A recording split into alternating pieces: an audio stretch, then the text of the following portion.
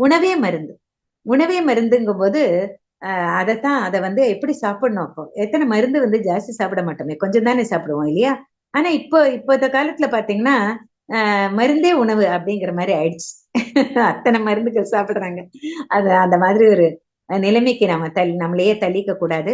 அதனால ரொம்ப ஜாகிரதையா இருக்கணும் இந்த விஷயத்துல. இது ரொம்ப சென்சிட்டிவ் இஷ்யூ. இல்ல ஒருத்தருக்கு ஒருத்தர் யாருமே அட்வைஸ் கொடுக்க முடியாது. அவங்கவுங்க தான் அவங்கவுங்களுடைய உடலை பாதுகாக்கணும். அவங்கவுங்களுடைய ஆரோக்கியம்ங்கிறது அவங்கவுங்க கையில தான் இருக்கு. மனசை நல்லா வச்சுக்கங்க, நிறைய தியானம் பண்ணுங்க.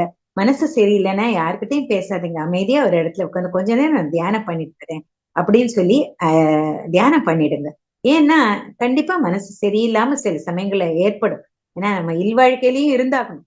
அதனால இல்வாழ்க்கைங்கிறது அப்படி ஒன்றும் சுலபமான சமாச்சாரம் கிடையாது. கரடுமுரடான பாதை தான். அதுல கஷ்டங்கள் நஷ்டங்கள் எல்லாம் உண்டு. ஆனாலும் அதையும் தாண்டி நம்ம ரொம்ப நல்லா வாழலாம்ங்கிறதுக்கு எடுத்துக்காட்டா நம்ம எல்லாரும் வாழணும் அப்படிங்கறத நான் இதுல சொல்லிக்குவேன்.